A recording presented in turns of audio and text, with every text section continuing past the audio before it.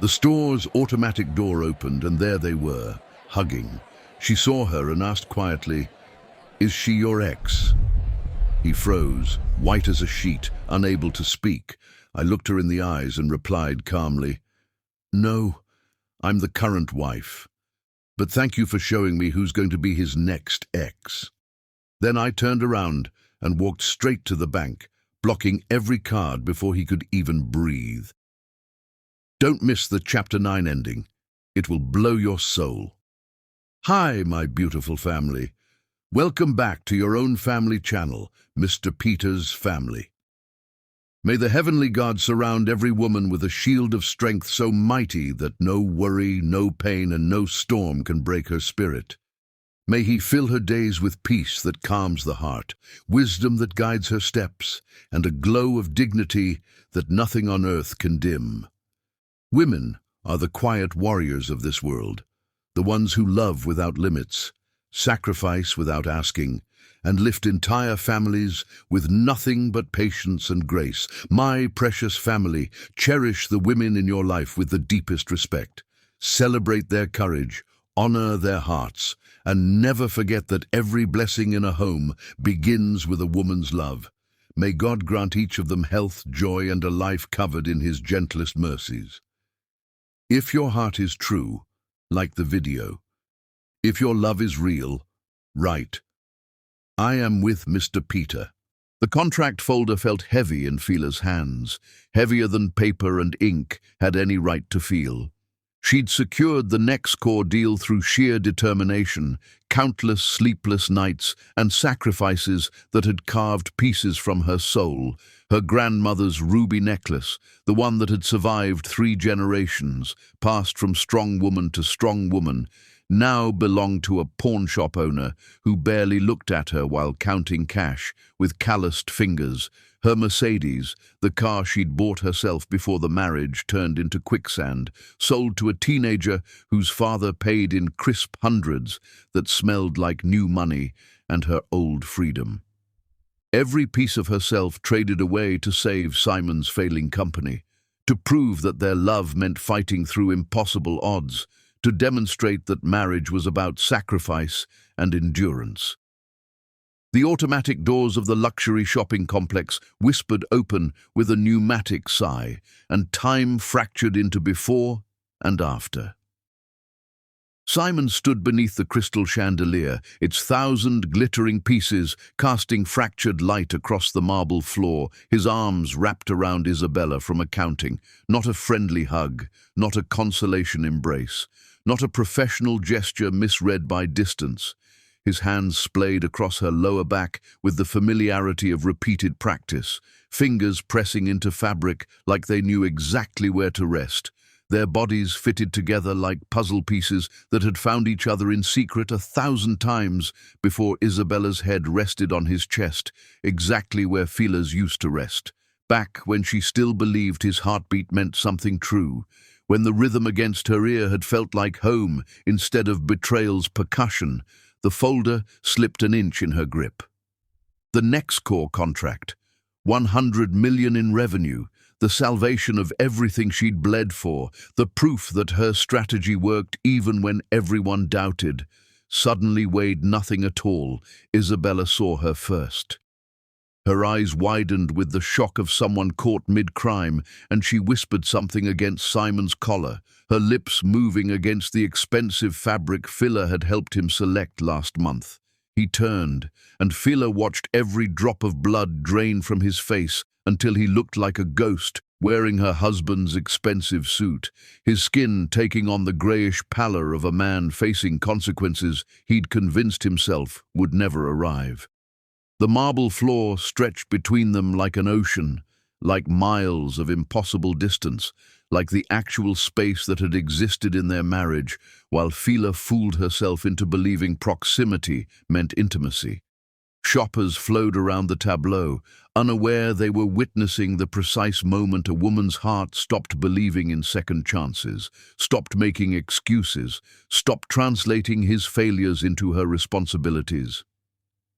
Isabella's voice came out small and uncertain, a question that held no real curiosity, just the hollow politeness of someone hoping social convention might smooth over catastrophe.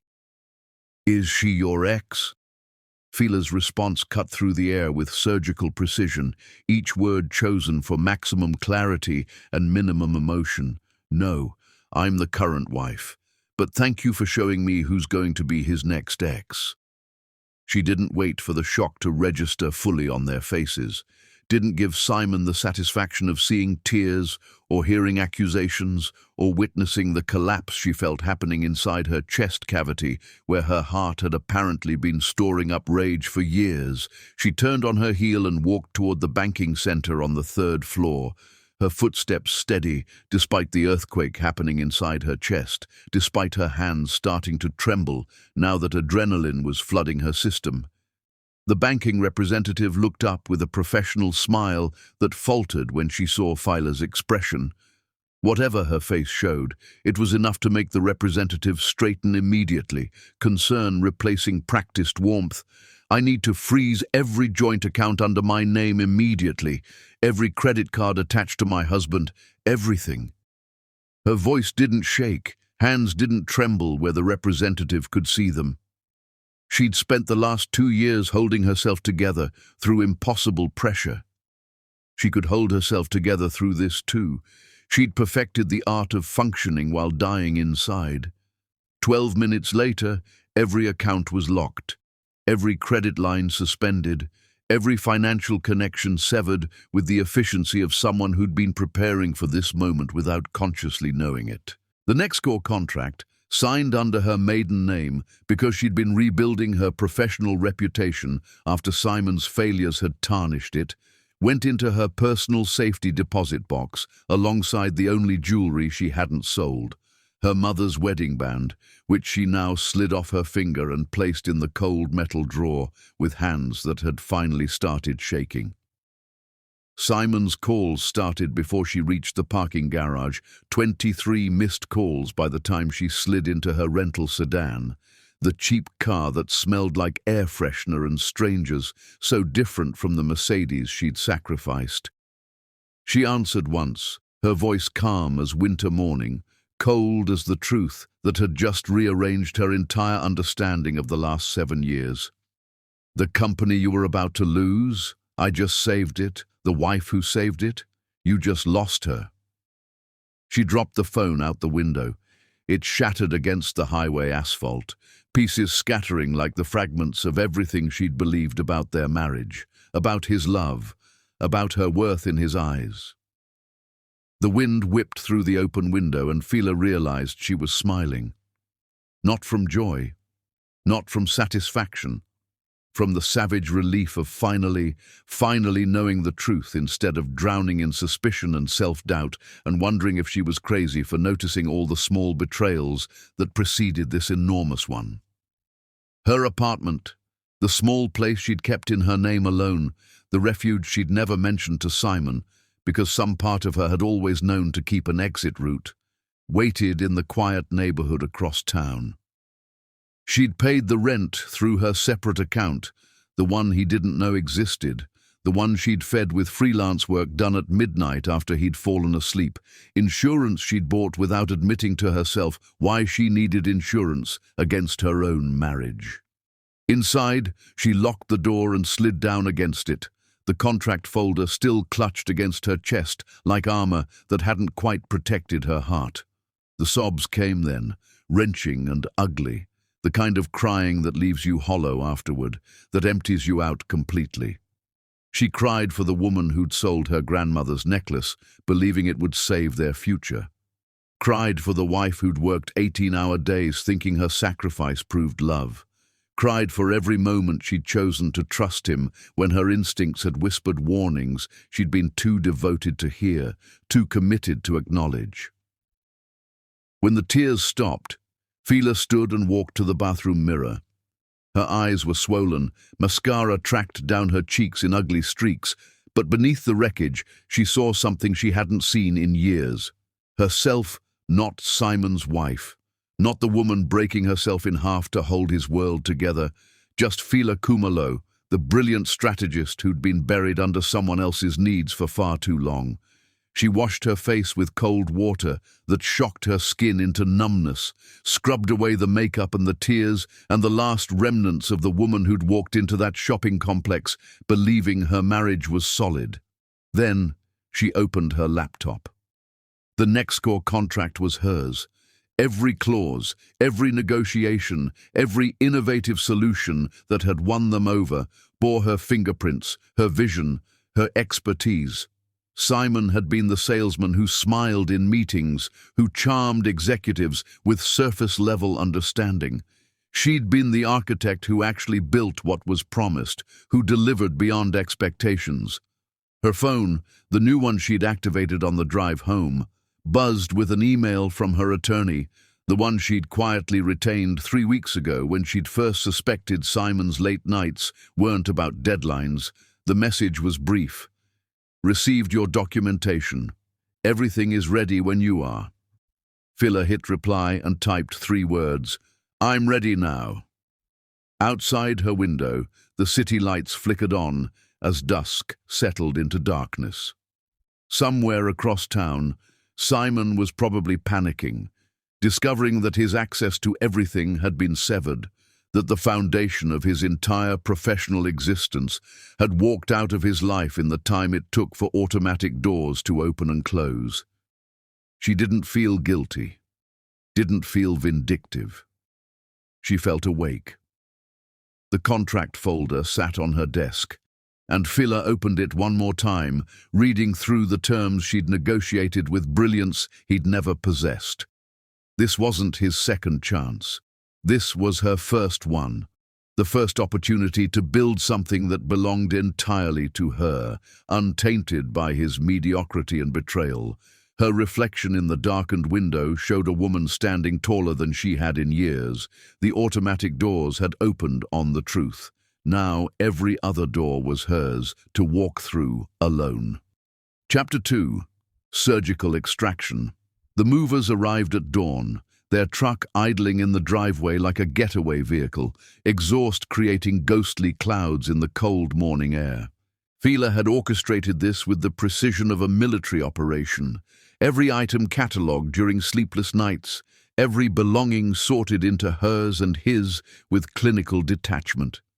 She'd taken nothing that predated their marriage, nothing he could claim in court, nothing that would give him ammunition to paint her as vindictive or grasping, just her clothes, her books, her grandmother's quilt that had covered their bed but had never really been his, and the laptop that contained years of work he'd presented as collaborative but was entirely hers. Every line of code, every strategic framework, every innovation that had kept his company from drowning. Simon wasn't supposed to be back until evening. He'd texted, before she'd blocked him, about a trip upstate to meet with potential investors.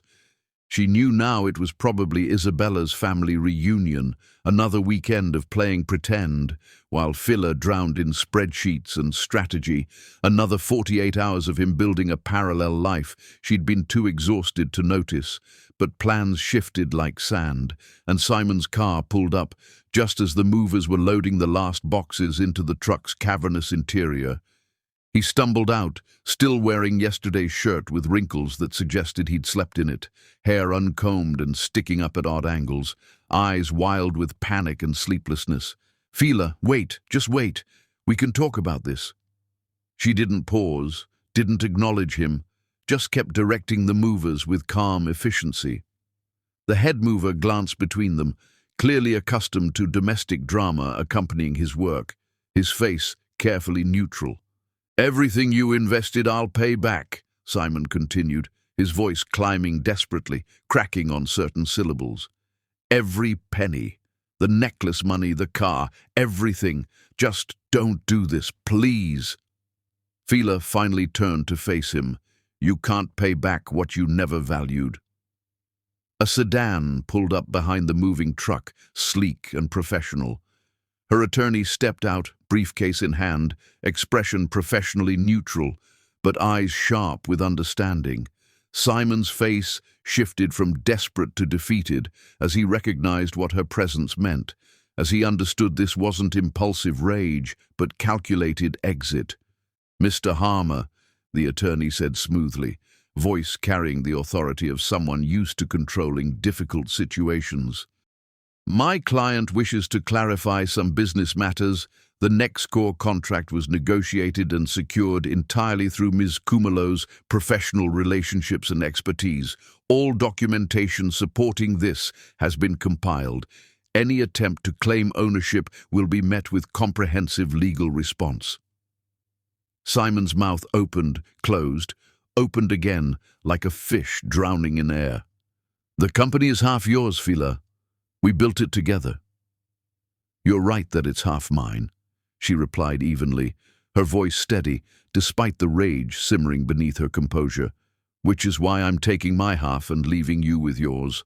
The difference is, my half was the foundation. Yours was the paint." Her attorney handed him a folder, thick with legal documentation. "Dissolution of business partnership. Your signature acknowledging Ms. Kumalo's sole ownership of all intellectual property she developed, all client relationships she established, and all contracts she negotiated in exchange. You retain full ownership of the company name and physical assets." Simon flipped through the pages, his hands shaking so badly the paper rattled. "This leaves me with nothing. The clients all came through you. The solutions were your designs. You're gutting everything." "I'm taking what I built," Fila corrected, her tone almost gentle, which somehow made the words cut deeper. "What's left is what you actually contributed. If that feels like nothing, perhaps that tells you something you should have learned years ago." He looked up at her, tears streaming now, all pretense of composure shattered like the phone she'd thrown on the highway. "I love you. I made a mistake. One terrible mistake.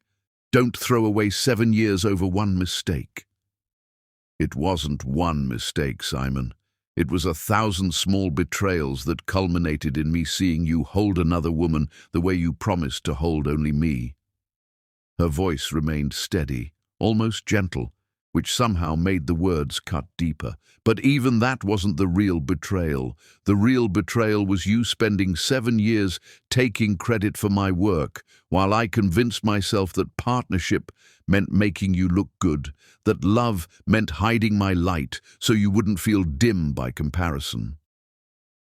The movers were waiting by their truck, clearly uncomfortable, shifting weight from foot to foot. Fila nodded to them, and they closed the heavy doors with a metallic thud that sounded like finality. Simon tried one more approach, the one that used to work when they argued about his spending or his credit-taking, the one that had always made her soften, charm laced with vulnerability. "Baby, I know I don't deserve you. I've known that since the day we met, but I've been trying every single day to become the man worthy of you. I failed. I know I failed, but give me another chance to try. Please." "I gave you 7 years of chances," Fila said quietly, each word deliberate and final. "I gave you my grandmother's necklace, my car, my credit, my sleep, my sanity, my belief in myself. You took all of it and spent it on looking successful, while I actually did the work of being successful. And when I was grinding myself into dust to save what I thought was ours, you were upstate with Isabella pretending I didn't exist." She walked toward her car, her attorney falling into step beside her like a bodyguard. "Couples therapy," Simon shouted, desperation making his voice crack and rise to something almost feral. "I'll do anything, any therapist you want, any schedule. I'll prove I've changed. I'll prove I can be what you need." Fila paused with her hand on the car door, her back still to him. For a moment something flickered across her face. Not hope, not forgiveness, but a flash of the woman who'd once loved him enough to bet everything on their future, who'd believed his promises were solid ground instead of quicksand. Then it passed like a cloud across the sun. "You haven't changed, Simon.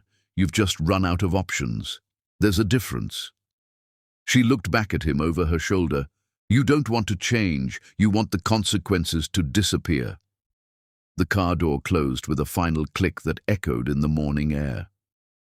Through the window, She watched Simon collapse onto the front steps of the house they'd bought together, the house that still had 18 months of mortgage payments she'd been covering alone while he bought Isabella dinners and weekend getaways and whatever other small luxuries he'd justified as deserved. Her attorney slid into the passenger seat, settling her briefcase on her lap. He'll sign the papers. Men like him always do, once they realize their alternatives are worse. I don't care if he signs, Filer said, starting the engine, hands steady on the wheel. I have documentation for everything, every email showing my strategy, every client testimony about working with me specifically, every piece of intellectual property with my fingerprints. He can fight it if he wants. I'll still win. They drove in silence for several blocks before the attorney spoke again, her voice gentler now that they were away from the battlefield. Most people take longer to get here, the ability to walk away without looking back. Fila kept her eyes on the road, watching traffic flow around her like water around stone. I didn't just get here. I've been getting here for 2 years, every time I sold something precious to fund his dream, every time I worked through the night while he slept, every time I felt my intuition screaming warnings I refused to hear because I'd committed to making this marriage work no matter what it cost me. Her phone buzzed, the old one, the one she'd replaced, the one she'd kept active just to monitor his attempts at contact. 73 missed calls, 41 text messages. Every one a variation of desperation and promises she'd heard before, promises that had meant nothing when tested against his actual choices. At a red light, she powered it down completely and dropped it into her purse. That version of her life was over. That phone belonged to a woman who no longer existed. The new apartment waited, small but hers, paid for with money she'd earned, filled with space that belonged to no one's expectations but her own. And tomorrow she'd start building something that Simon's mediocrity could never touch, could never claim, could never tarnish with his need to be important without doing important work. Chapter 3. Empire building begins. Fila's new office smelled like fresh paint and possibility, like new beginnings and clean slates. She'd chosen a modest suite in the professional district, nothing extravagant that would drain capital she needed for actual operations, just clean lines and large windows that let in morning light and made the space feel twice its actual size. The sign on the door read, Cumulo Solutions, in understated gold lettering, elegant without being ostentatious, her maiden name reclaimed, her vision undiluted, her empire beginning.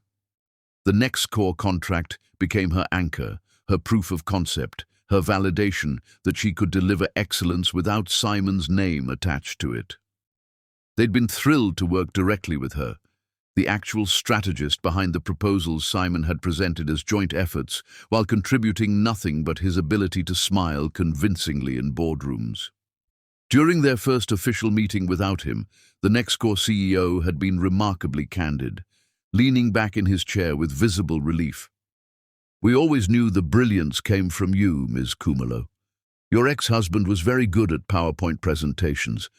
You were the one who understood our actual needs. She assembled a small team, 3 brilliant minds she'd worked with on freelance projects, people who'd seen her capabilities separate from Simon's shadow, who knew exactly who did the real work. No fancy titles designed to inflate egos, no hierarchy games meant to establish dominance, just competent professionals who respected results over egos, who understood that excellence spoke louder than job descriptions. The work consumed her in the best possible way, 18-hour days that felt different from the grinding exhaustion of saving Simon's sinking ship, different from the desperate treading water that had characterized her marriage. This exhaustion came with ownership, with the satisfaction of building something that couldn't be taken credit for by someone else's smile and handshake, with the certainty that every success belonged entirely to the people who actually achieved it. Word spread quietly through the industry like smoke under doors. The talented strategist was available again, operating independently, no longer attached to the mediocre salesman who'd been riding her coattails.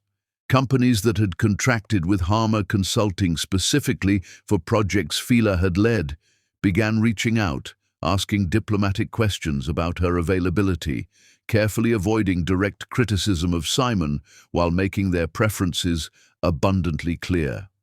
Simon sent emails to several of them, desperate messages about partnership obligations and contractual relationships, and shared intellectual property. It backfired spectacularly. Professional circles are smaller than people think, and his transparent attempts to claim ownership of her reputation made him look exactly like what he was: a salesman losing his product, a fraud being exposed, a mediocrity who'd been coasting on someone else's genius. One evening, hunched over her desk reviewing proposals while the city darkened outside her windows, Fila's assistant knocked tentatively. "There's a gentleman here to see you, Tobias Winters. He doesn't have an appointment, but he says he was impressed by your presentation at the Boston conference and wanted to introduce himself properly." Fila remembered him vaguely. Silver threading through dark hair, intelligent questions during the Q&A, eyes that seemed to actually process her answers instead of waiting for his turn to talk. She'd been too exhausted after that conference to network properly, had declined the after-party to collapse in her hotel room with room service and silence and the relief of being alone with her thoughts. "Send him in." Tobias Winters carried himself with the ease of someone comfortable in his own skin. No aggressive posturing, no need to dominate space. He simply extended his hand and said, "I apologize for dropping by unannounced. I tried calling, but your assistant mentioned you're screening calls carefully these days." Smart man, acknowledging the barrier instead of pretending offense at it, respecting boundaries instead of trying to charm his way past them. "What can I do for you, Mr. Winters?" "Tobias, please. And actually, I'm here to ask what I can do for you." He settled into the chair across from her desk with relaxed confidence. "My firm specializes in supporting emerging companies with solid foundations and visionary leadership. Your presentation in Boston outlined approaches to ethical implementation that most people talk about, but very few actually understand how to execute. I'd like to explore whether there's an opportunity for strategic partnership." Fila studied him carefully, cataloguing every detail of his body language and word choice. She'd heard enough pitches from men who wanted to help her succeed while positioning themselves to control outcomes, who used words like partnership while meaning acquisition. "I'm not interested in being absorbed into someone else's portfolio. If that's what you're suggesting, we can end this conversation politely now. I'm suggesting investment capital in exchange for minority stake and advisory role, with all operational control remaining entirely with you." His directness matched hers, no dancing around terms or burying intentions in vague language. "I've built 3 successful ventures and sold 2 of them. I'm at a stage where I'm more interested in supporting genuine innovation than collecting companies like trophies." They talked for 90 minutes. He asked thoughtful questions about her growth strategy, her risk assessment, her vision for scaling without compromising the quality that made Nexcore choose her. Never once did he suggest she needed him to succeed. He framed it as her needing resources, and him having resources to offer in exchange for being part of something worthwhile, something that aligned with his values. When he left, Fila sat in the quiet office feeling something she hadn't felt in years, intellectually matched. Simon had always needed her to simplify concepts, to make her ideas accessible to his limited understanding, to translate brilliance into terms he could grasp and then repeat. Tobias had kept pace with her thinking and occasionally pushed her further, challenged assumptions she'd held without examining them. It felt dangerous and exhilarating at once, like standing at the edge of something that could either be freedom or another kind of cage. That night, Simon appeared at her apartment building. The doorman called up, apologetic and uncomfortable. "There's a Mr. Harmer insisting he lives here. Should I send him away?" "Yes, and please add him to the list of people who should never be granted access under any circumstances." Through her window, she watched Simon argue with the doorman before finally retreating to his car, his posture defeated and angry simultaneously. He sat there for over an hour, staring up at her building like his gaze alone could summon her, before finally driving away. Her phone, the new one, buzzed. Tobias. Thought about our conversation. Would you be interested in continuing the discussion over dinner? Strictly professional, and you pick the restaurant so you're comfortable. Fila stared at the message. Her instinct screamed warnings about trusting anyone, about protecting the space she'd fought to claim, about maintaining the walls she'd built so carefully. But another part of her, the part that had once believed in partnership before Simon had corrupted the concept, wondered if there were actually people who collaborated without consuming, who elevated without diminishing. She typed, "Thursday evening, Anthony's downtown, professional attire, and bring your detailed analysis of my growth projections. If this is serious, prove it." His response came quickly. "See you Thursday, and I'm always serious about supporting actual talent." Below her window, Simon's car was gone. But even if it hadn't been, even if he'd stayed there all night watching her windows, it wouldn't have changed anything. The automatic doors had opened she'd walked through, and she was never, ever walking back. Chapter 4. His descent, her ascent. Simon's descent wasn't dramatic. No spectacular crash, no public scandal that would make satisfying headlines or provide the kind of vindication that feels good in the moment. Just the slow erosion of credibility that happens when the talented partner leaves and the remaining partner can't deliver what was promised, when the curtain pulls back to reveal the wizard was always just a man with a microphone. Harmer Consulting lost its first major client when the deliverables failed to match the proposals, when Simon's team produced competent but uninspired work that lacked the innovative edge clients had come to expect. The second client followed within weeks, citing concerns about consistency and vision, using diplomatic language that translated to, "We hired you for her brain, not your smile." By the third cancellation, industry whispers had become open knowledge, the kind of gossip that spreads through professional networks like wildfire. Simon Harmer had been coasting on someone else's genius, and now that genius worked elsewhere. He tried hiring, brought in consultants who had impressive credentials but couldn't replicate what Fila had brought to every project. The intuitive understanding of what clients actually needed versus what they claimed to want. The ability to see 3 moves ahead and position solutions before problems fully materialized. The new hires were competent. Fila had been extraordinary. There's no replacement for extraordinary, no amount of money that can purchase vision that comes from genuine brilliance rather than learned formulas. Meanwhile, Cumulo Solutions landed 3 substantial contracts in rapid succession. Companies that had watched Fila operate in the background during her marriage suddenly wanted her leadership front and center, wanted to work with the actual architect instead of the salesman who'd been taking credit. Her reputation wasn't just rehabilitated, it was revealed. People realized they'd been crediting the wrong person all along, that the magic had always come from her, while Simon merely performed the illusion of competence.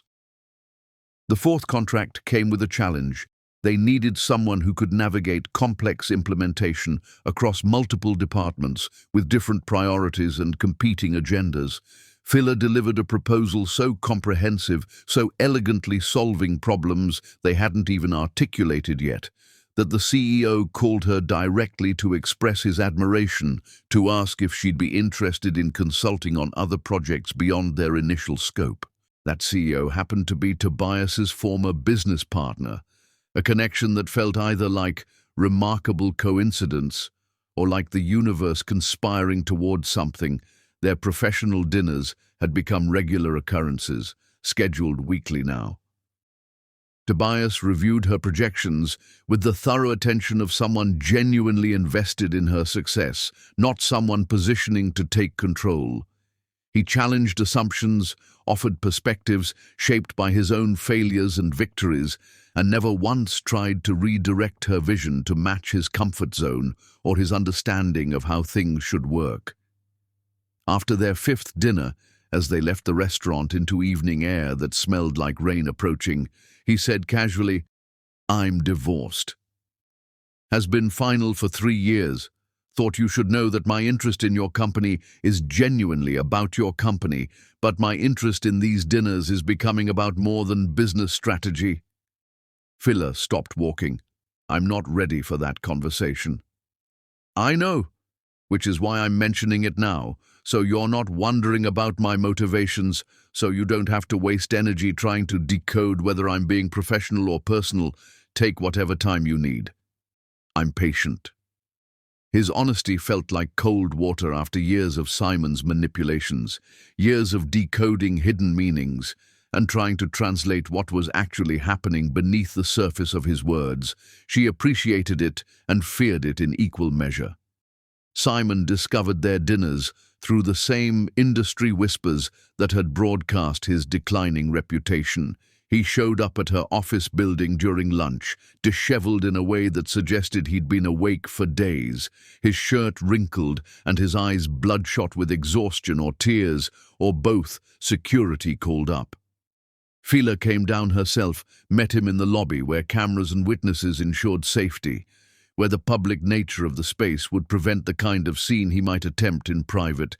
"You're seeing someone," he said without preamble, voice flat with accusation. "Tobias Winters. I looked him up. Successful, wealthy, sophisticated. Is that what this was about? Trading up?" "This is about me building a career separate from your shadow," Phila replied calmly, refusing to be pulled into his narrative. "Who I have dinner with is none of your concern." 7 years, Phila, 7 years of marriage, and you replace me in months? "I haven't replaced you, Simon. I've replaced the version of myself that thought enabling your mediocrity was love." He moved closer, and security tensed, hands moving toward intercept positions, but his approach wasn't threatening. It was broken, the movement of someone who'd lost all dignity and didn't care about appearances anymore. "I lost everything. The clients, the reputation, the credibility. Isabella left me too. Said I was obsessed with you, that she couldn't compete with a ghost. I have nothing left." "You have exactly what you built by yourself," Phila said quietly, almost gently. "Without me propping you up, without me doing the actual work while you took credit, this is what you actually are. Maybe use this time to figure out who that person is, instead of trying to reclaim the woman who was doing your work for you. I need you. You need someone to make you look competent. I needed a partner who valued my contributions. We were never actually meeting each other's needs, Simon. I was just better at pretending we were, better at convincing myself that love meant sacrificing everything." She turned to leave. He grabbed her wrist, not violently but desperately, fingers wrapping around her arm with the grip of someone drowning. Security moved immediately, but Phila raised her free hand to stop them. "Let go," she said, looking directly at his hand on her arm, her voice carrying absolute authority. He released her immediately, then crumpled against the lobby wall like a puppet with cut strings.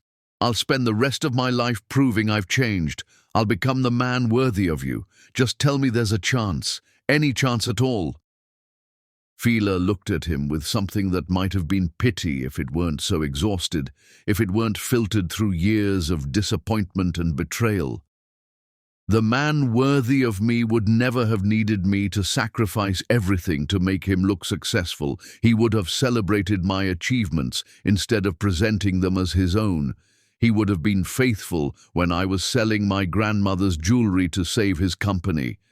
You can't become that man retroactively, Simon.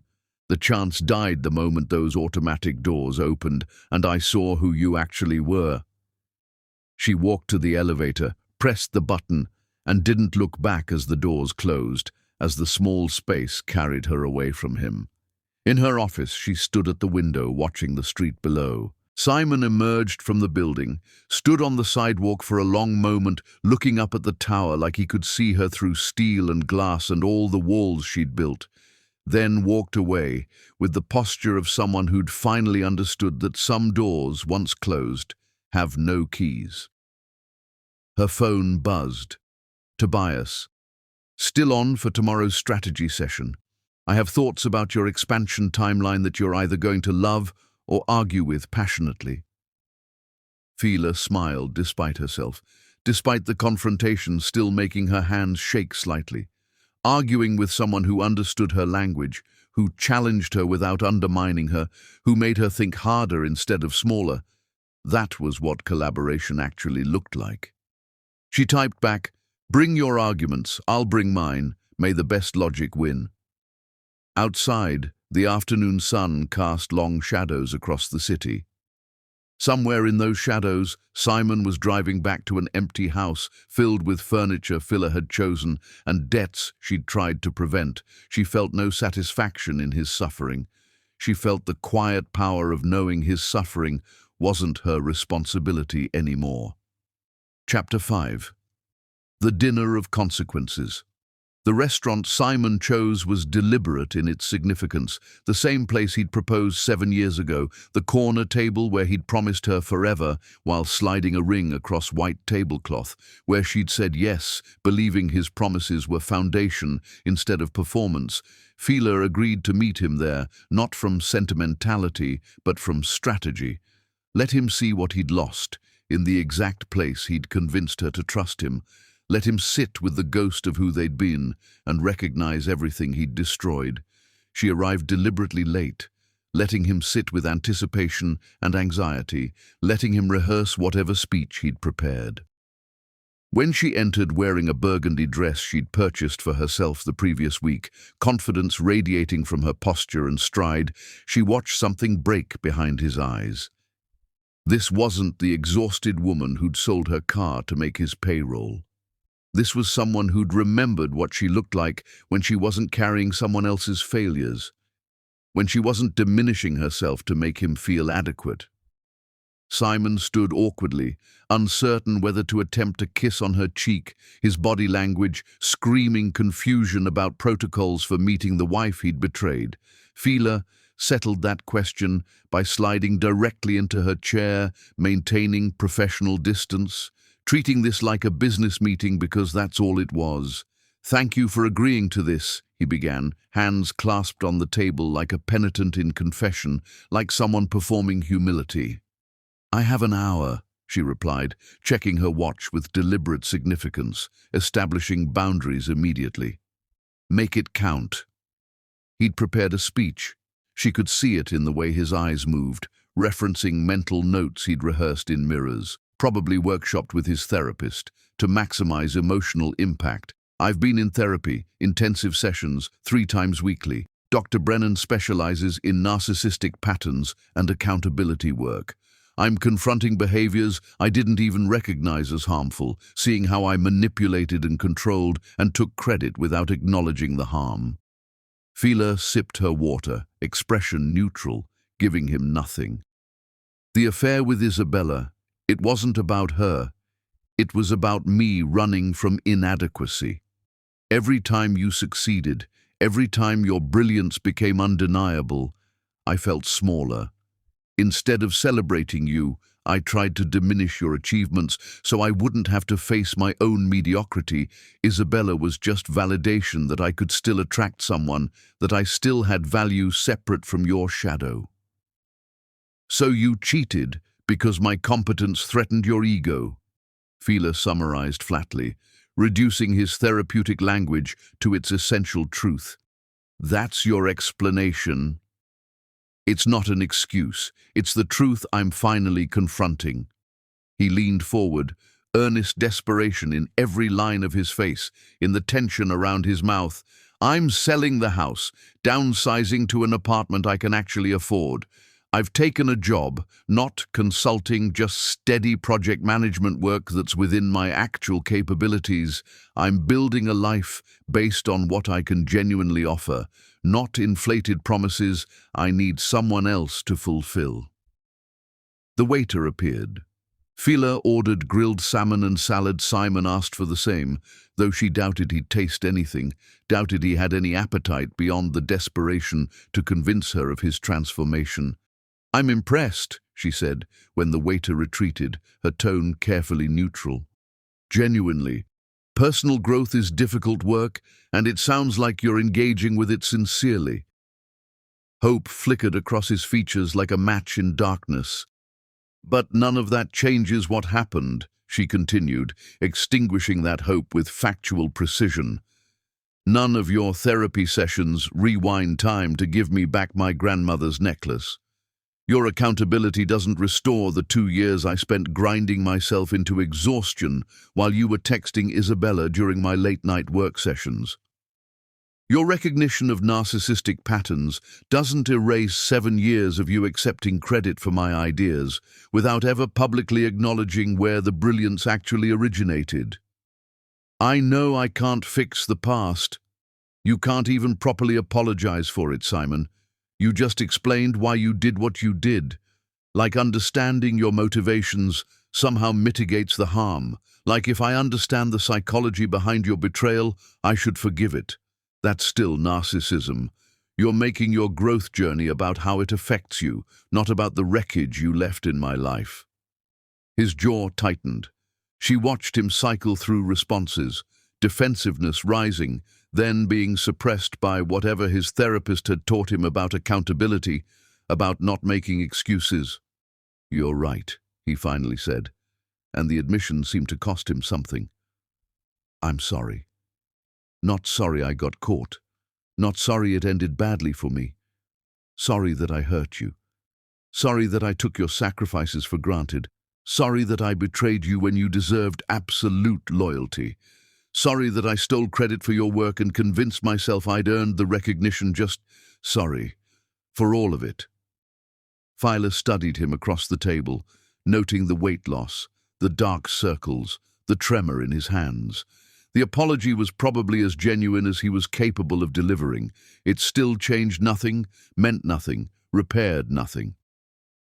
"I accept your apology," she said quietly, each word deliberate. "And I acknowledge the work you're doing to become better. But accepting your apology doesn't mean reconciliation. It just means I'm choosing not to carry anger about who you were. It means I'm releasing you from my emotional energy. But if I'm becoming someone different, then be that person for someone else. I don't want the improved version of you, Simon. I want my life without you in it. I want to stop having this conversation in my head. Stop defending boundaries you keep testing. Stop explaining why your growth doesn't earn you another chance."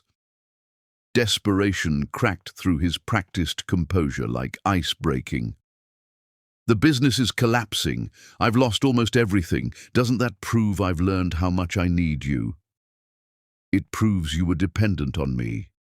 That's not the same as needing me. You need someone to rescue you from consequences. I need a partner who would never put me in the position of being their only rescue, who would never require me to save them from their own choices." Their food arrived. Fila ate steadily, tasting every bite, savoring the salmon and the vegetables and the simple pleasure of a meal she could afford herself. Simon pushed food around his plate, appetite destroyed by the conversation, by watching her eat calmly while his world collapsed. He tried another angle, voice dropping to intimate pleading, to the tone he'd used in their bedroom when he wanted something. "Don't you miss what we had? The good parts, before everything fell apart. We had real moments, Fila, real love. We had me loving you while you loved the image of yourself my devotion created," she corrected, meeting his eyes directly. "Those aren't the same thing. You loved having someone brilliant make you look brilliant. I loved someone who never actually existed." "That's not fair. You had Isabella in your arms while I was signing the contract that would save your company. Please don't lecture me about fairness." Simon's control finally fractured. His voice rose enough to draw glances from nearby tables, heads turning toward the commotion. "I made one mistake, one affair. People rebuild from worse." People rebuild when both parties want to rebuild, Fila said calmly, refusing to match his volume, refusing to give him the satisfaction of making her lose composure. I don't want to rebuild with you. I want to build something entirely new with someone who doesn't require me to sacrifice my identity to prop up his ego. Someone like Tobias Winters. Bitterness poisoned his tone, turning his features ugly. Is that what this is about? You already found my replacement. This is about me finding myself again after 7 years of losing myself in your needs, in your expectations, in your constant requirement for validation. She placed her napkin on the table, meal barely touched, but appetite satisfied by the conversation's conclusion. As she stood to leave, Simon grabbed her wrist across the table, the same desperate gesture he'd used in her office lobby. The same grasping that characterized everything about how he related to her. I will spend the rest of my life proving I've changed. Fila looked at his hand on her arm, then met his eyes with absolute finality, with the cold certainty of someone who'd made a decision and wouldn't be swayed. Spend it however you want. Just spend it away from me. She pulled her wrist free gently and walked toward the exit. Behind her, Simon called out once more, I love you. That has to count for something. She paused at the restaurant door, looking back at him one final time. It counts for 7 years of me believing love meant sacrificing everything. Now I know better. Outside, twilight painted the sky in shades of amber and violet. Tobias waited beside his car, leaning against it with relaxed patience, scrolling through his phone, but looking up immediately when she emerged. He'd offered to drive her home after the dinner, understanding without being told that she might need someone steady nearby afterward. How'd it go? He asked as she approached.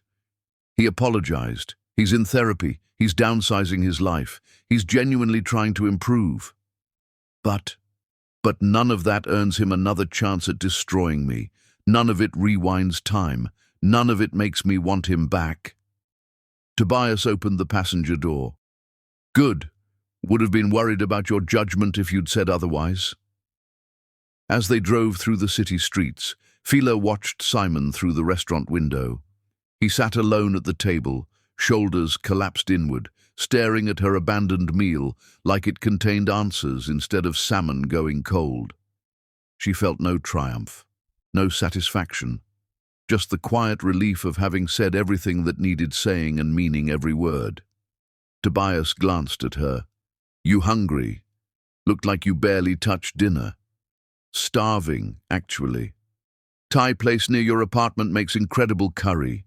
We could grab takeout, and you could tell me about it if you want, or we could grab takeout, and you could tell me about literally anything else. Your choice. Fila smiled.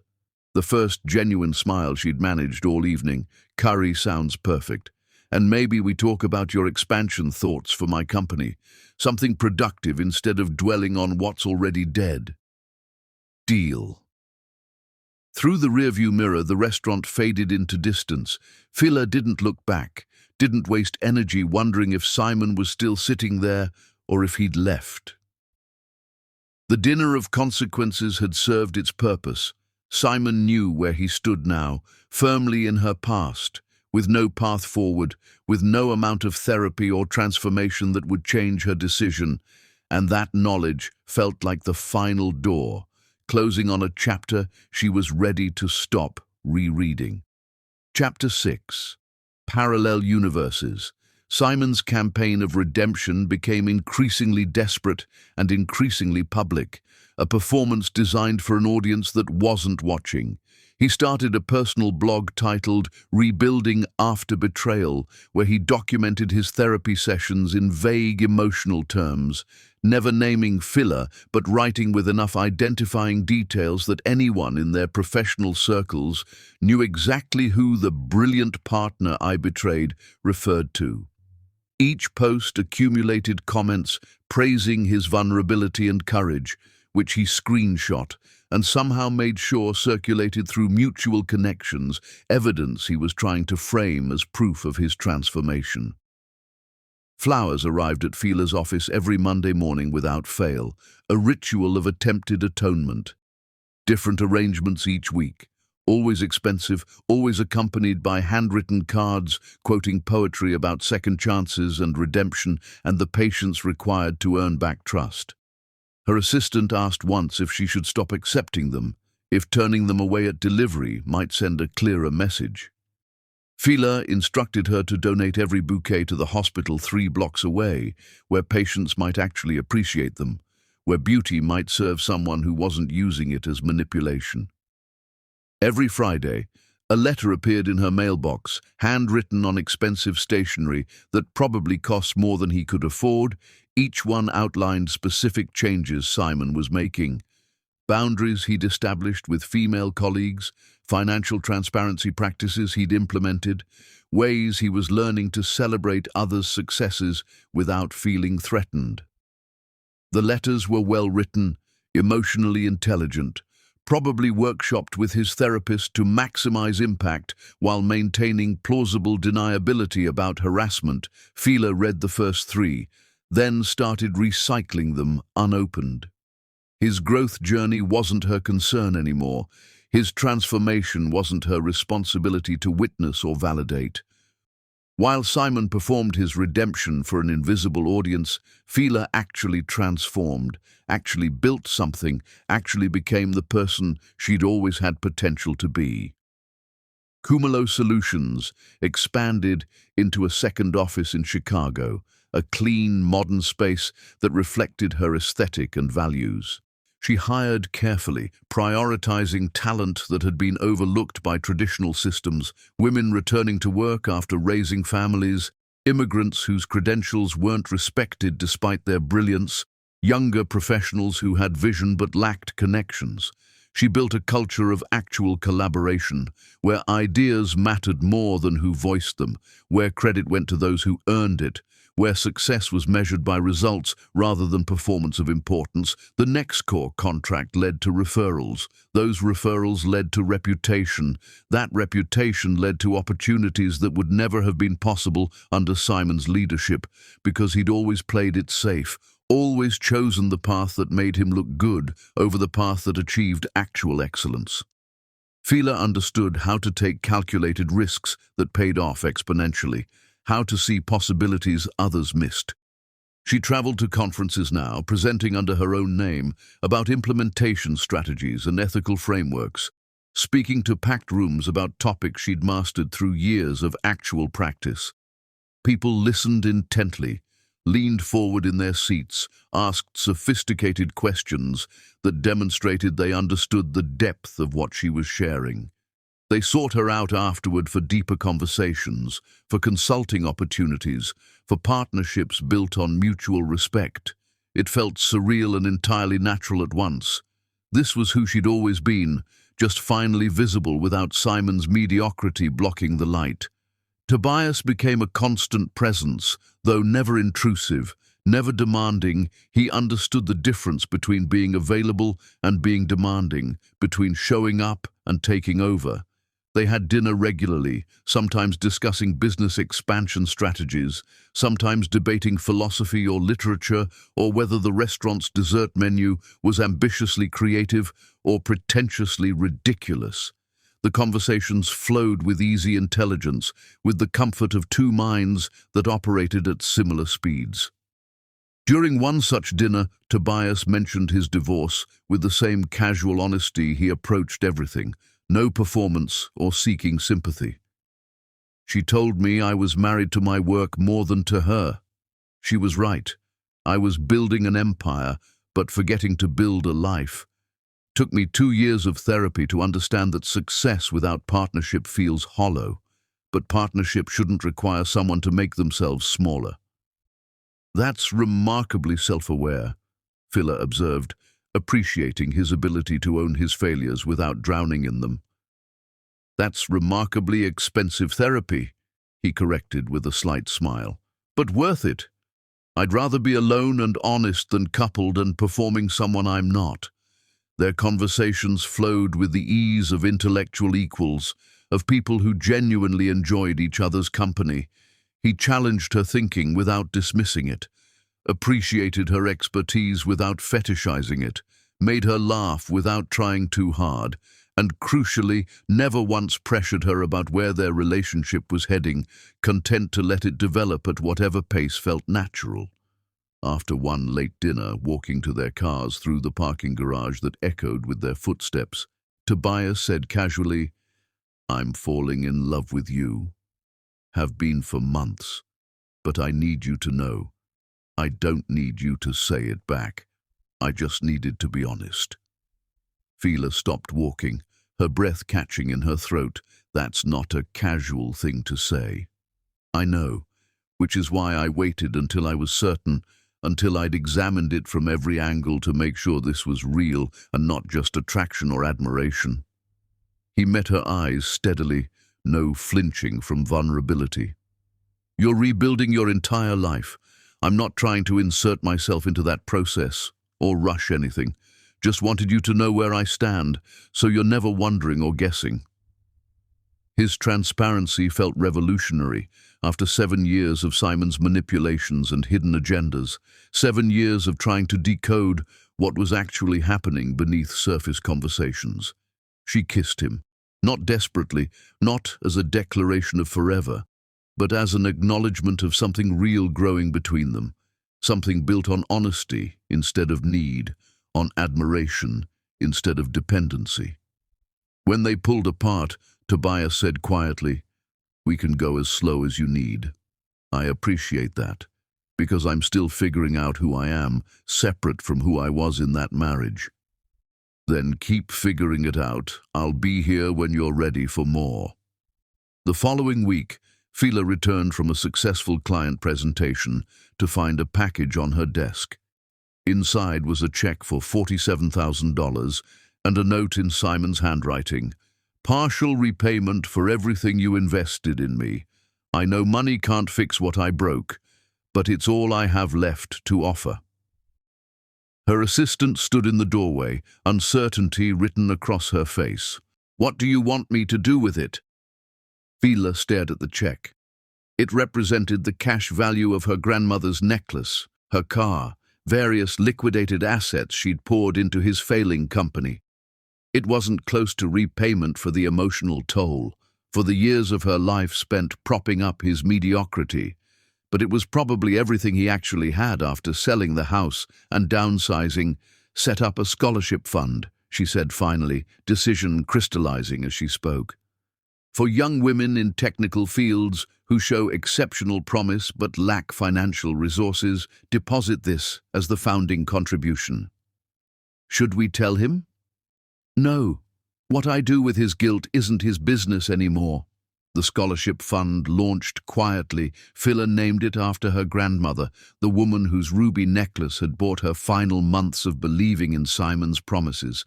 It felt right, transforming that loss into something that would help other women avoid sacrificing themselves for men's mediocrity.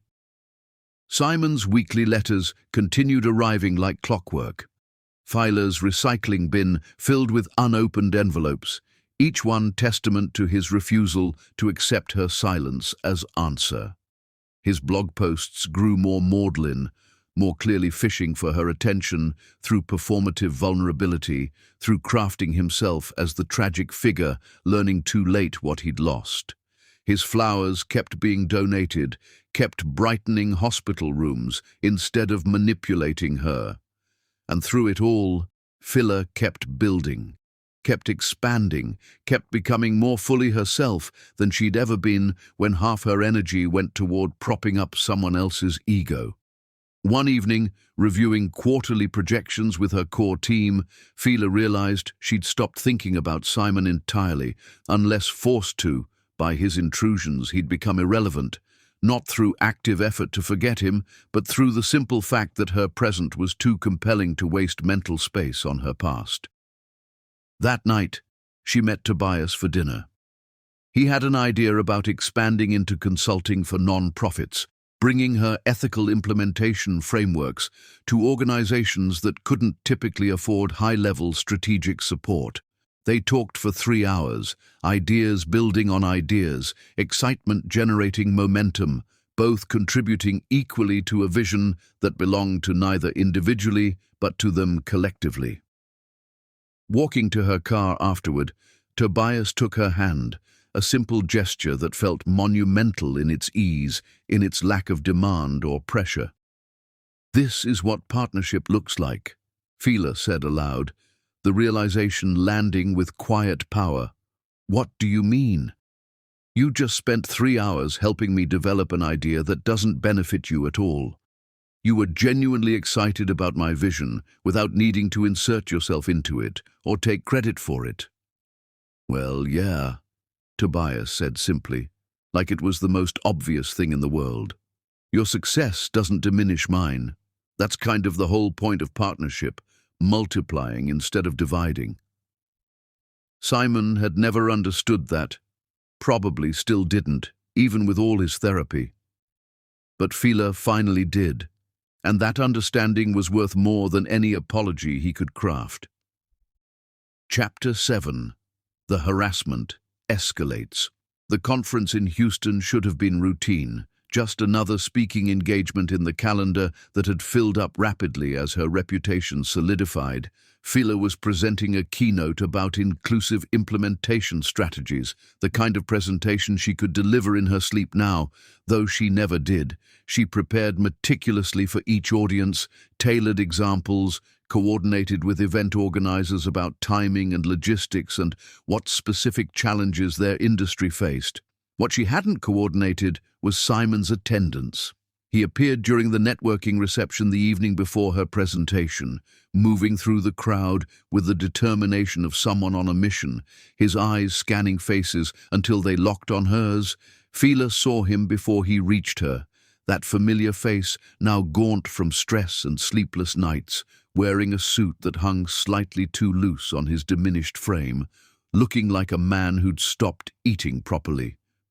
She excused herself from the conversation with a potential client from Denver and intercepted him near the refreshment table, away from witnesses but visible to the crowd. "What are you doing here?" "It's a public conference. I bought a ticket." "This is my professional space, Simon. You're crossing boundaries we've established repeatedly." "I'm attending an industry event," he countered, voice artificially calm, practiced. "Just like hundreds of other people. If you happen to be here too, that's coincidence." But it wasn't coincidence, and they both knew it. He'd tracked her speaking schedule somehow, probably through her company's public events calendar, possibly through contacts who didn't understand why she wanted distance from him. He'd positioned himself deliberately in her path, orchestrated this encounter with the same manipulation he'd used throughout their marriage, throughout the reception. She felt his eyes following her like physical weight.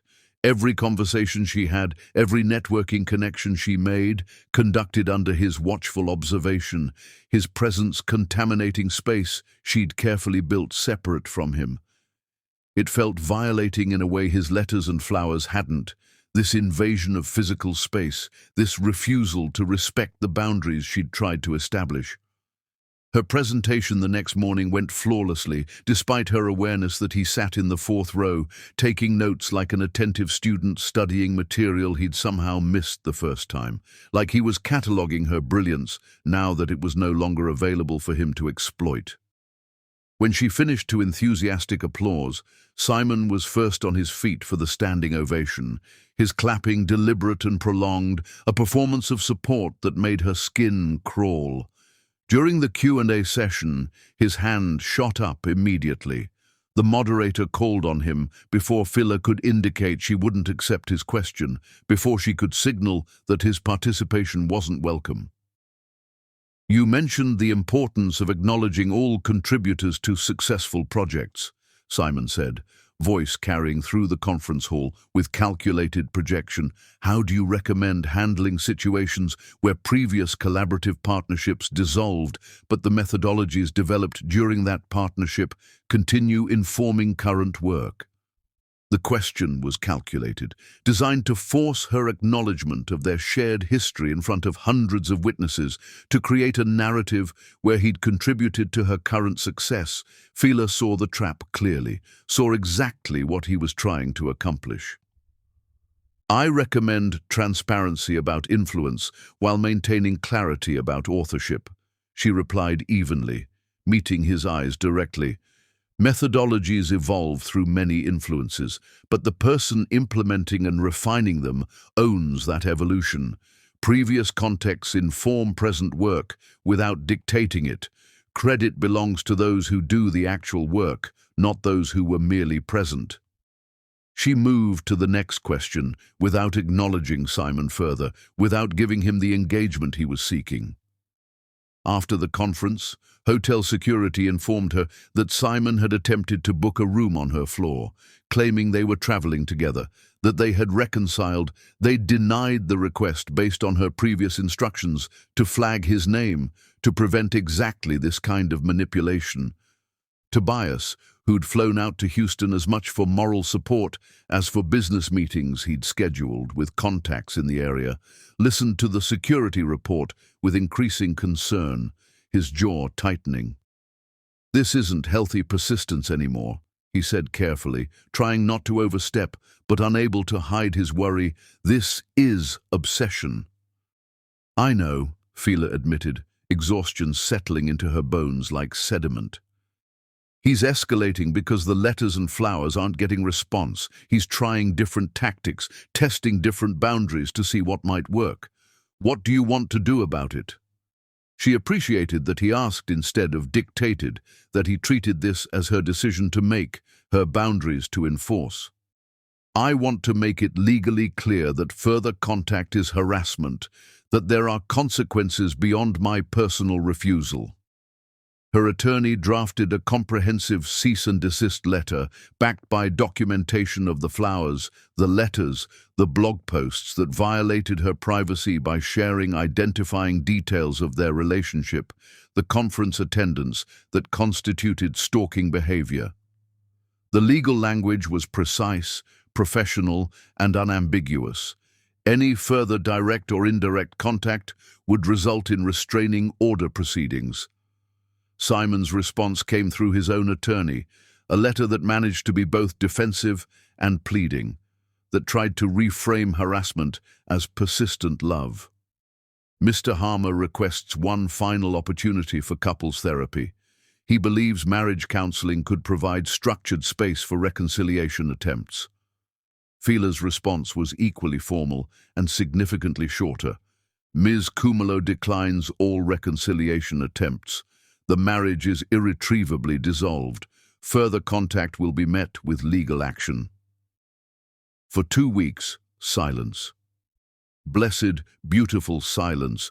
Fila began to hope the legal intervention had actually worked, that Simon had finally understood the seriousness of her boundaries. Then, her company's social media coordinator showed her Simon's latest blog post, her expression apologetic and angry simultaneously. It was titled, "When Success Requires Amnesia," and detailed his version of their relationship, how he'd supported her career development, encouraged her professional growth, stepped back to let her shine, only to be discarded when she no longer needed him, carefully worded to avoid direct lies, but constructed to paint himself as the selfless partner, destroyed by her ruthless ambition, the loyal husband abandoned when he was no longer useful. The comments section filled with supporters calling Fila ungrateful, mercenary, cruel for abandoning someone who'd loved her through her struggles. Some people clearly knew who she was from context. Others were just generic internet moral philosophers rushing to judgment based on carefully curated information. Her attorney added it to the harassment documentation, the file growing thicker. Tobias found her in her office that evening, staring at the blog post on her screen, reading the comments that painted her as villain in a story Simon had constructed from half-truths and omissions. He didn't ask what was wrong. He could see the evidence glowing from the monitor. "He's rewriting history," Fila said quietly, voice hollow. making himself the victim of my success instead of the beneficiary of my sacrifice. People who matter know the truth. Do they? Or do they just know competing narratives and choose whichever feels more compelling, whichever confirms their existing beliefs about how relationships work? Tobias pulled a chair beside her rather than staying on the opposite side of the desk, closing the physical distance to offer solidarity. The people who've worked with you know your integrity. The clients who've experienced your brilliance know your competence. The colleagues who've watched you build something from nothing know your strength. Simon can perform victimhood for internet strangers, but he can't erase your actual reputation with people who matter. She leaned against him, drawing comfort from his solidity, from the certainty in his voice. I just want him to disappear, to move on with his life and let me move on with mine. That would require him to accept that he lost something irreplaceable and it's actually gone. Some people never accept that. Some people spend years trying to force reality to match their fantasy. The next conference Phila attended, security had Simon's photo with explicit instructions, his face added to watch lists. When he attempted to register, they quietly denied him entry and informed Phila immediately, allowing her to present without the contamination of his presence. His blog post about being excluded from professional spaces due to personal relationship complications portrayed him as persecuted, as censored, as punished for loving too much. Her attorney filed preliminary restraining order paperwork, documenting the pattern of escalation, the refusal to respect boundaries. And through it all, Phila kept building, kept expanding, kept refusing to let his escalating harassment diminish what she'd created, kept showing up to work and conferences and her own life with the determination of someone who wouldn't be forced into hiding one evening, leaving her office late after finalizing a major contract that would expand her team by 20 people. She found Tobias waiting in the lobby, jacket draped over his arm. I have a dinner meeting across town, he said casually, checking his phone like his presence was coincidental. Thought you might want company on your walk to the parking garage. She understood what he wasn't saying, that he'd tracked her late work nights and positioned himself as subtle protection, without making her feel fragile or controlled, without making his concern into restriction. I'd like that, she said, gratitude warming her chest. Walking through the parking structure with his presence beside her, Phila realized that security didn't have to mean restriction. Partnership didn't have to mean losing autonomy. And love, real love, looked like someone showing up consistently without demanding recognition for basic decency. Simon had never understood any of that Tobias did, and that difference was everything.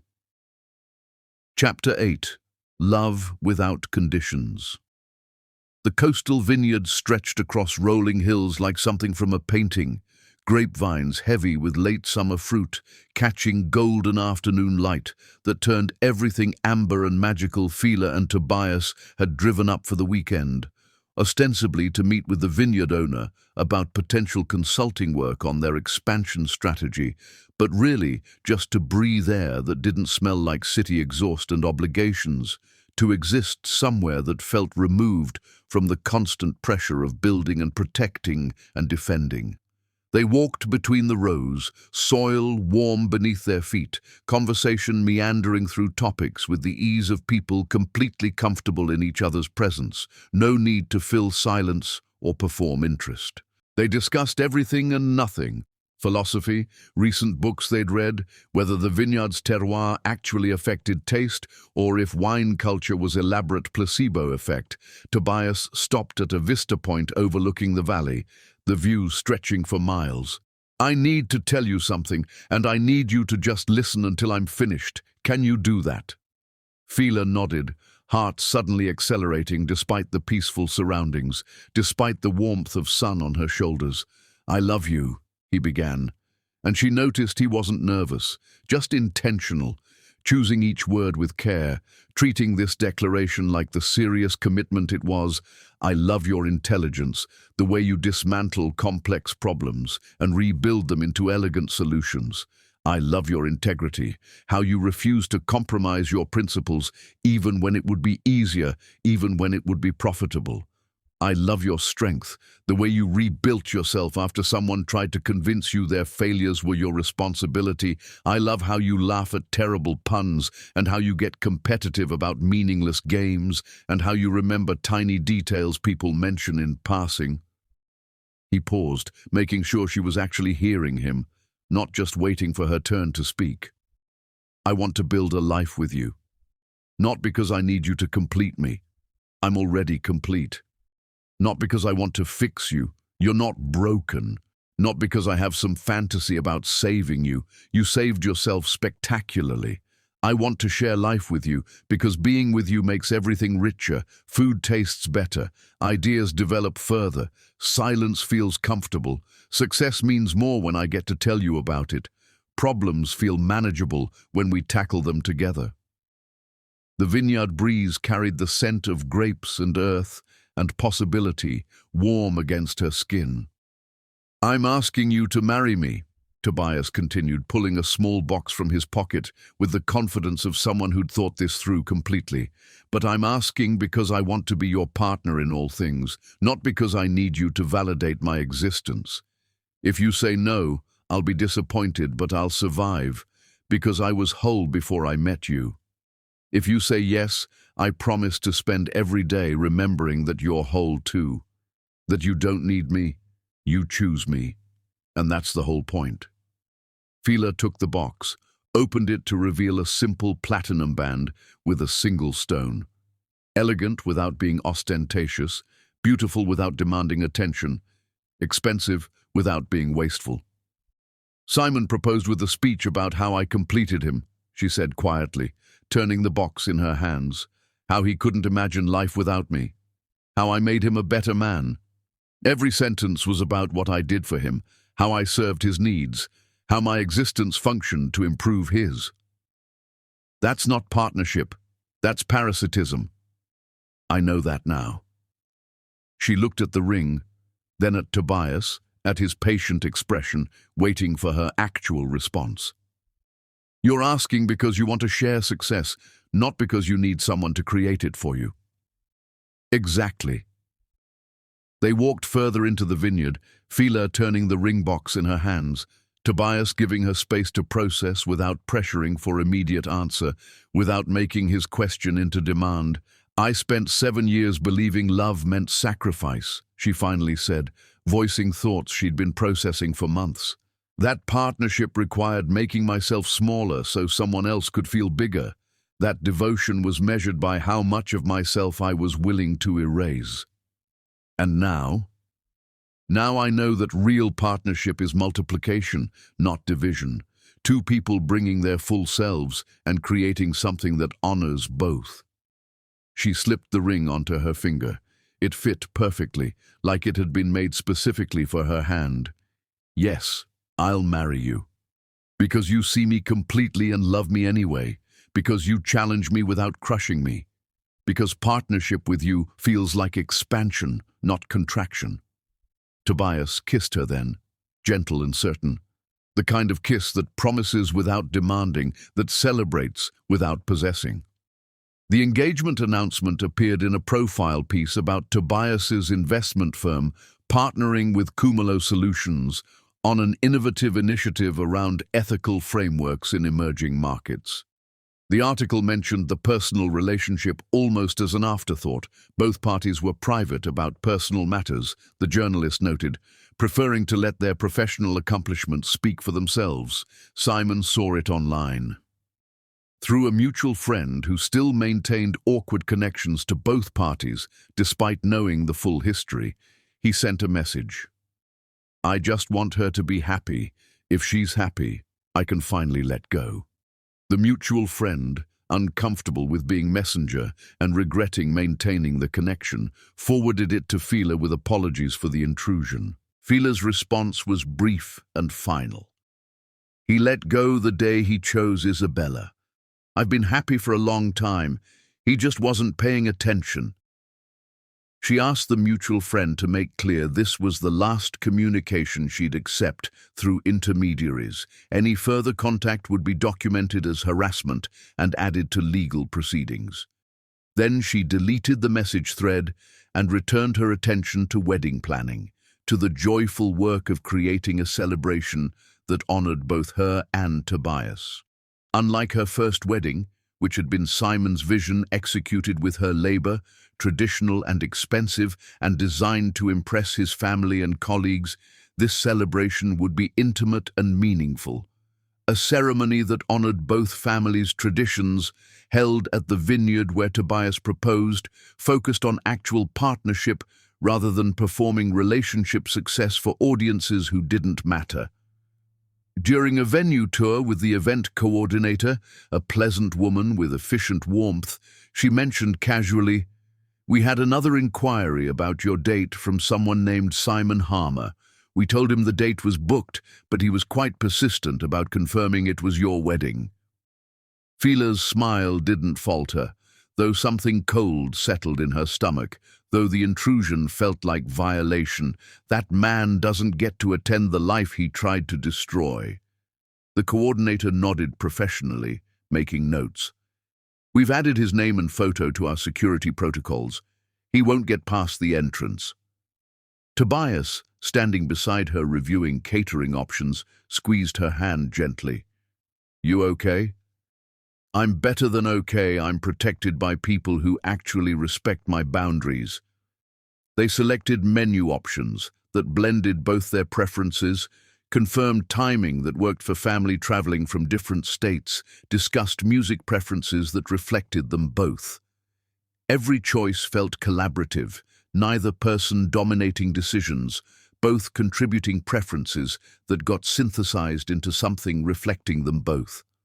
That evening, reviewing the day's decisions over wine on Tobias's deck, overlooking the city lights beginning to flicker on, Fila said quietly, "I keep waiting for this to feel too good to be real, for the other shoe to drop." "That's trauma response," Tobias replied gently, understanding in his voice. "When you've been betrayed, happiness feels suspicious. Your brain learned that good things precede bad things, so it stays vigilant." "How do I stop waiting for betrayal?" "By noticing I keep showing up without betraying you, by accumulating evidence that contradicts your fear, by giving time the chance to prove I'm consistent." She leaned against him, watching the sunset paint the sky in shades of copper and amber. "Thank you for being patient with my healing. You're not broken. You're healing. There's a difference." Somewhere across the city, Simon was probably composing another blog post about loss and redemption, probably crafting another letter outlining his transformation journey, probably finding new ways to insert himself into a narrative Fila had moved beyond completely. But here, in this moment, with Tobias's arm around her shoulders and wedding plans taking shape and a future built on actual partnership spreading before her, Simon's obsession felt distant and irrelevant. The automatic doors had opened on truth. She'd walked through, and she was never, ever looking back. Chapter 9. His final performance. The week before the wedding, autumn arrived early with crisp mornings and leaves turning amber and gold. Fila was finalizing seating arrangements in her office when her mother called, voice tight with restrained anger that vibrated through the phone line. "That man is at my house." Fila's blood went cold, pen freezing mid-notation. "Simon is at your house? Showed up 20 minutes ago with flowers and some ridiculous letter. Your father is handling it, but I thought you should know immediately." She grabbed her keys, told her assistant to cancel her afternoon meetings without explanation, and drove across town with her heart hammering against her ribs like it was trying to escape her chest. This wasn't persistence anymore. This was escalation that crossed into genuine alarm, into territory that required intervention. By the time she arrived, Simon's car was still in her parents' driveway, blocking the mailbox. Her father stood on the front lawn, arms crossed, expression thunderous in a way she'd rarely seen. The protective rage of a parent watching their child be harassed. Simon sat on the porch steps, head in his hands, the picture of theatrical despair that might have moved her years ago, but now just looked pathetic. Fila parked and approached slowly, assessing the situation with the same strategic mind she brought to business problems. Neighbors had noticed the commotion. Curtains twitched in windows. A few people stood in their yards pretending to garden, while clearly watching the drama unfold. Her father saw her first. "I told him you weren't interested in his apologies. He won't leave." Simon looked up, and Fila was shocked by how wrecked he appeared. Weight loss had carved hollows under his cheekbones that looked skeletal. Dark circles shadowed his eyes like bruises. His hands trembled slightly as he stood, the shake of someone who'd been living on stress and sleeplessness. "Fila, please, just 5 minutes. That's all I ask." "You don't get to ask me for anything anymore," she replied calmly, positioning herself between him and her parents' front door. "You definitely don't get to harass my parents in their own home." "I'm not harassing. I'm trying to give you this." He held out an envelope, thick with pages, his hand shaking. "It's everything I've been working on. My therapy breakthroughs, my financial recovery plan, my complete understanding of what I destroyed and how I've changed. Just read it, please. 5 minutes of your time." "No." The simplicity of her refusal seemed to break something in him, seemed to shatter whatever fragile hope he'd been carrying. "I've spent 2 years becoming worthy of you. 2 years of therapy, accountability work, facing my narcissism, rebuilding my entire approach to relationships. I've documented every step, changed everything about how I operate. Doesn't that earn me one conversation?" "You've spent 2 years trying to earn back something that wasn't yours to lose," Fila corrected quietly, each word deliberate and cutting. "I was never yours, Simon. I was your partner, and you betrayed that partnership. What you've been doing isn't transformation, it's performance. You're not becoming better for yourself. You're becoming whatever you think will convince me to come back. That's not true." "It is true. Real growth happens because you want to be better, not because you want to win back what you lost. You're still making everything about you, your pain, your redemption, your journey. You showed up at my parents' house, created a scene in their neighborhood, frightened my mother, and you think that demonstrates change, that demonstrates respect for boundaries." Simon's face crumpled, features collapsing like a sandcastle hit by waves. "I love you. I've always loved you.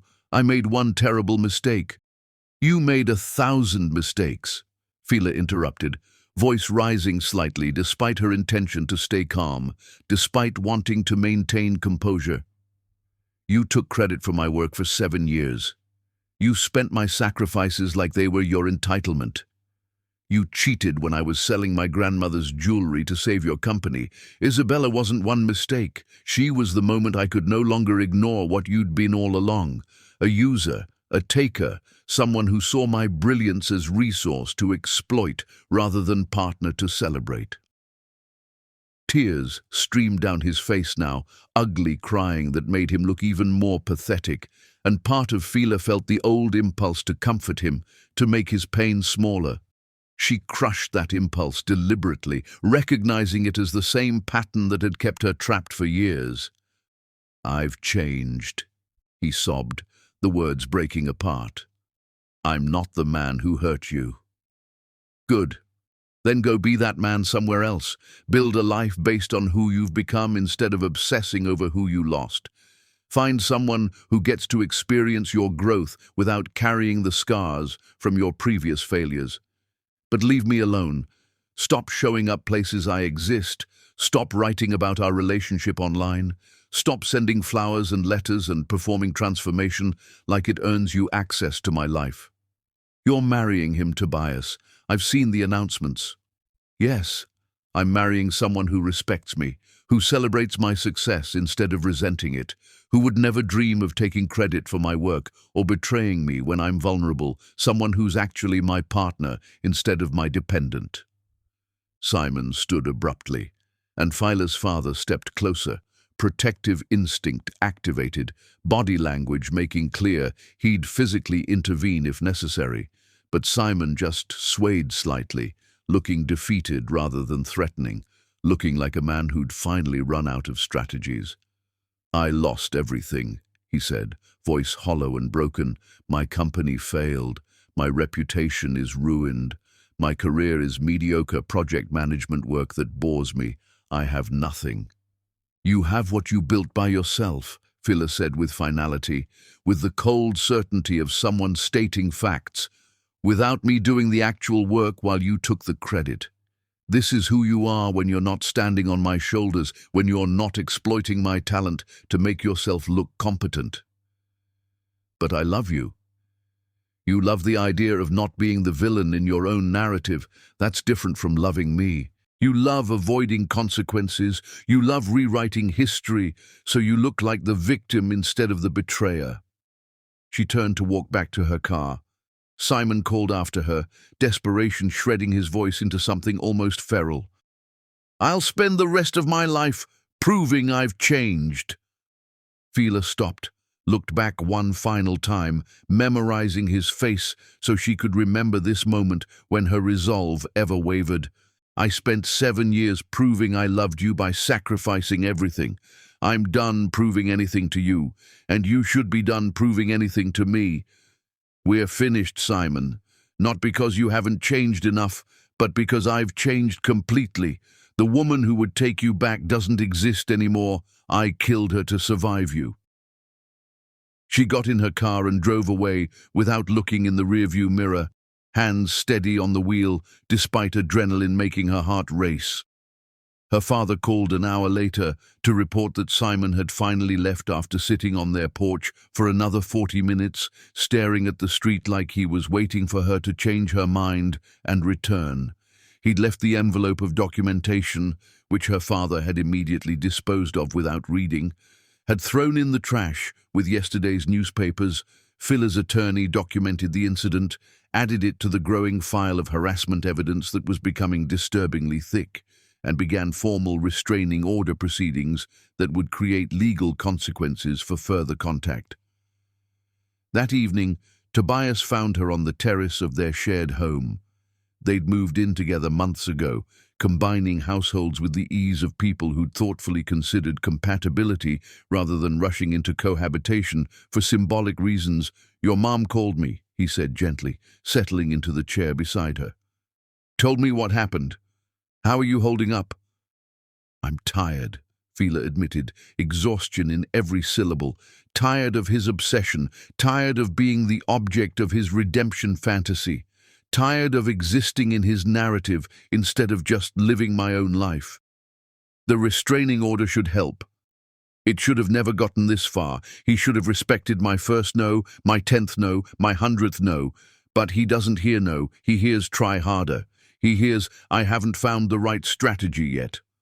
Tobias sat beside her, close enough for comfort, but not crowding her space, respecting her need to process. "Some people never learn that you can't love someone into loving you back.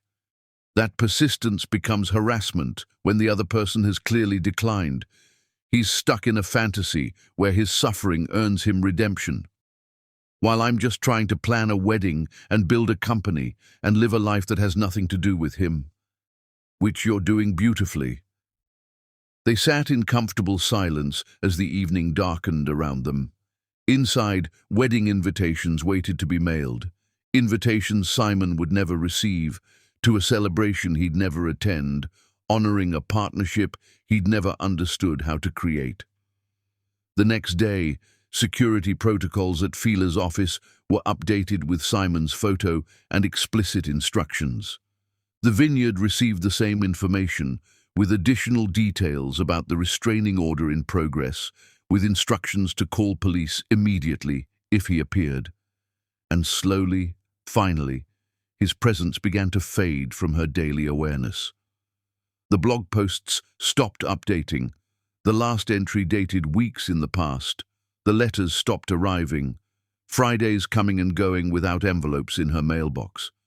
Mutual friends reported he'd taken a position in Seattle, far from the professional circles where Phila's reputation continued ascending, far from the constant reminders of what he'd lost.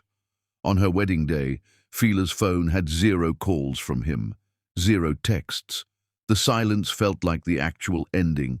Not dramatic, just complete, standing in the vineyard's preparation room, wearing a dress she'd chosen for herself, her mother fastening buttons down her back with gentle fingers.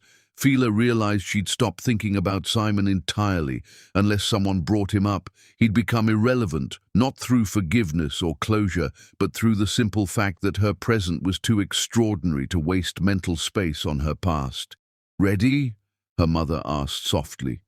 Phila looked at her reflection, confident, radiant, whole. "I've been ready for a long time."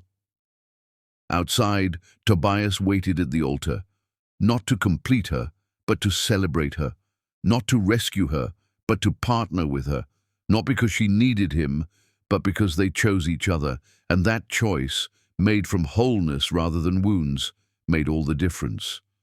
Chapter 10. Empire of Two. The morning sun poured through floor-to-ceiling windows, casting golden light across the home Phila and Tobias had built together. Literally built, designing every detail to reflect them both. Phila stood in the kitchen making coffee, barefoot on warm tile, wedding ring catching the light as she moved through the familiar ritual of beginning another day outside. The city sprawled beneath their hillside home, morning fog burning off to reveal downtown towers glittering in early light. Cumulo Solutions now occupied 3 floors of a downtown building, employing nearly 300 people whose talent had been overlooked by systems designed to recognize conventional success. The company had become known for transforming industries through ethical implementation, for proving that profit and principle could coexist, for demonstrating that brilliance came in forms traditional gatekeepers had trained themselves not to see. Tobias emerged from his study, already showered and dressed for morning meetings, reading glasses perched on his nose. He kissed her temple in passing, grabbed his coffee, sat at the counter, reviewing notes. They moved around each other with choreographed ease, neither crowding nor distant, the comfortable rhythm of people who'd learned to occupy shared space without losing individual territory. "Big day," he commented, glancing at her keynote outline spread across the breakfast bar. "Huge day," Phila agreed.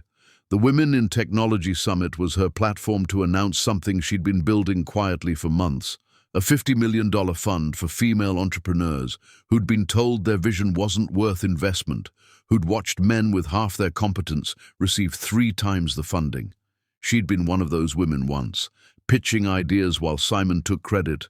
Never again. "You're going to change lives today," Tobias said, pride evident in his voice. "We're going to change lives," Phila corrected, pulling him close. "Your firm is matching the fund. This is partnership." "That's the difference," he agreed, understanding exactly what she meant. Preparing for the summit, Phila caught her reflection in the hallway mirror, tailored suit that commanded attention, confidence earned through surviving what should have destroyed her. She thought briefly about that moment in the shopping complex, automatic doors opening on truth she couldn't unsee. Those doors hadn't just revealed Simon's betrayal. They'd opened onto the life she was always meant to build. She heard about Simon occasionally. Through industry grapevine, he'd remarried someone in Seattle, worked steady project management, lived an ordinary life. She felt nothing about it. Not satisfaction, not vindication, not even curiosity. Backstage, the summit coordinator ran through final logistics. 3,000 women filing in, voices creating anticipation and community. Tobias found her in the wings. "You're going to be magnificent." "I'm terrified," she admitted. "Good. Fear means it matters." He squeezed her hand once, then stepped back. The introduction began. Fila listened to her accomplishments recited: company growth, innovative frameworks, industry recognition, feeling strange hearing her journey summarized when she knew every sacrifice those achievements represented. Then she walked onto the stage. 3,000 women rose in welcome. Fila felt the energy, the hunger for validation that their struggles weren't personal failures but systemic barriers. She began speaking. "Someone once asked me how I rebuilt after losing everything. I told them I didn't lose everything. I lost the illusion that I needed someone else's permission to be extraordinary." The audience leaned in. "The revenge isn't making him regret losing you," Fila continued. "The revenge is building something so magnificent that his presence in your past becomes a footnote you rarely remember to mention." She announced the fund, $50 million for women whose ideas had been dismissed. The crowd rose in ovation. In the wings, Tobias watched with quiet pride. Not because she was his, but because she was hers. Fully, completely, unapologetically herself. Somewhere in Seattle, Simon saw the live stream trending. He watched for 30 seconds before closing the laptop. Some doors, once you walk through them in the wrong direction, never open again. Fila had learned that lesson standing before automatic doors. Simon never learned it, and that made all the difference. After the summit, after networking and celebration, Fila and Tobias drove home through evening traffic. "How do you feel?" he asked. "Complete," she said simply. "Not because everything is perfect, but because I finally understand that I don't need permission to be who I am." They climbed the hill toward home, city lights flickering on beneath them. Inside, they made dinner together, chopping vegetables and debating seasoning, ordinary intimacy of people who'd chosen partnership over performance. That night, lying in bed with Tobias's breathing steady beside her, Fila realized she couldn't remember the last time she'd thought about Simon without external prompting. The automatic doors had opened. She'd walked through into truth. And what remained? This life, this partnership, this unapologetic brilliance, was everything she'd been too afraid to claim when she was busy trying to be enough for someone who would never think anyone was enough. Outside, the city slept. Inside, Fila finally did too, dreamless, peaceful, whole. The empire she'd built wasn't conquest or revenge. It was freedom, and that was the greatest victory of all.